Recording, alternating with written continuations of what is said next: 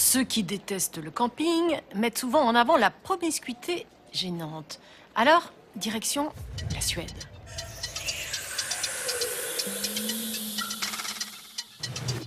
Là-bas, on peut pique-niquer ou camper où on veut, même dans des propriétés privées. Pierre-Yves Salic et Laurent Beaufils ont tenté l'aventure. Imaginez que vous voulez camper sur une propriété privée. En France, vous auriez droit à un coup de gueule du proprio. En Suède, l'accueil est un peu différent. Bonjour, je peux m'installer ici, s'il vous plaît? Pas ici, mais derrière le chemin, oui.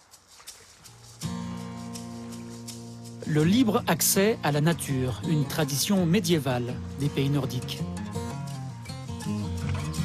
Un droit inscrit dans la constitution suédoise.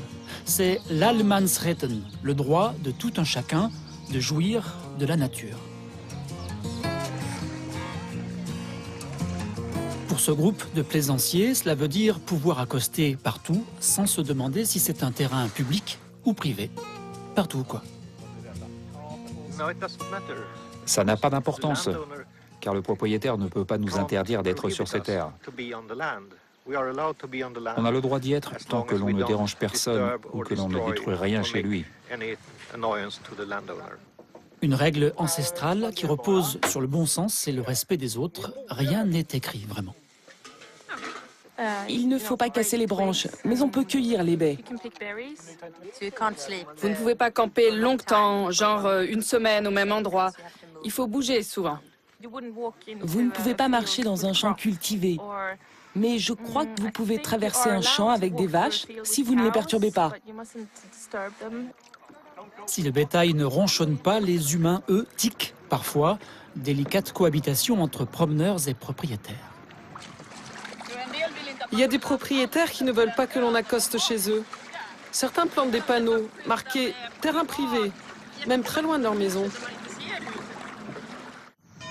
Y aurait-il comme un début de conflit au royaume de Suède? Ces propriétaires d'un grand domaine pestent à l'envi contre leurs contemporains. Un jour, j'ai vu des gens sur mes escaliers en train de pique-niquer. Je leur ai demandé pourquoi ils étaient là. Ils m'ont dit « Oh, on ne savait pas que des gens pouvaient habiter ici. » Quand Karl fait le tour du propriétaire, il a intérêt à faire le plein. 2400 hectares sans clôture. Vous voyez les premières maisons là-bas? Ça commence là et ça va jusqu'au fond là-bas. C'est une zone très vaste, aussi proche d'une grande ville comme Stockholm. À 30 minutes de la capitale, 2 grandes îles, aussi désertes que privées, une centaine de bateaux l'été. Ce matin, c'est plus calme et plus facile d'être tolérant. C'est une nuisance s'ils jettent des déchets ou détruisent quelque chose. Sinon, il n'y a pas vraiment de problème.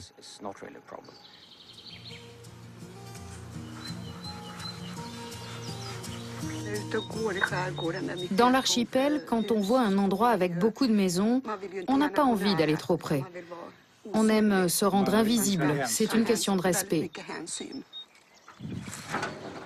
Mouiller est une chose, camper en est une autre. À proprement parler, ça ce n'est pas permis. En général, c'est une nuit maximum et déjà des dégâts.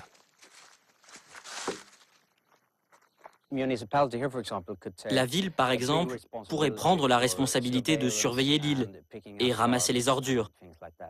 Aujourd'hui, c'est aux propriétaires de s'occuper de tout.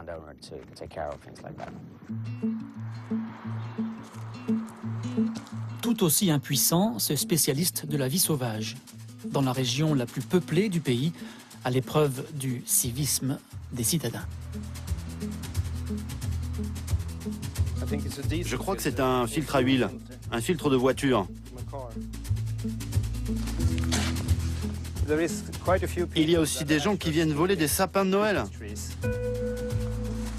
Cueillir des fruits n'est pas défendu, mais les vendre n'est pas du tout dans l'esprit du droit coutumier. Malheureusement, à l'automne, ce sont les myrtilles qui dégustent.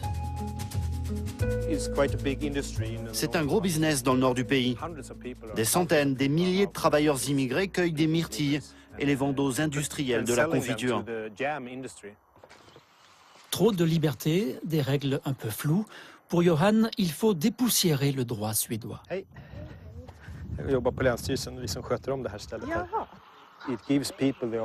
Ça donne aux gens l'occasion unique d'être sur des terres privées, dans la nature. Mais il manque des lois pour la protéger. Et finalement, comment se balader quand certains propriétaires font construire à moins de 100 mètres du littoral? C'est interdit, mais pourquoi se priver? Après tout, l'amende n'est que de 1 000 €. Ce sont les gens riches qui s'arrogent le droit d'occuper le littoral pour bâtir des maisons qui empêchent les gens normaux de circuler librement dans la nature. Malgré tout, personne ne songerait à remettre en cause cette coutume. Les Suédois en sont très fiers, le tourisme vert en profite largement. On peut ainsi traverser le pays, se poser et se reposer n'importe où. Tiens, ici, oui, ici. On se quitte et l'on se retrouve sur le blog de l'émission ou sur Twitter, c'est nouveau. Tchuss!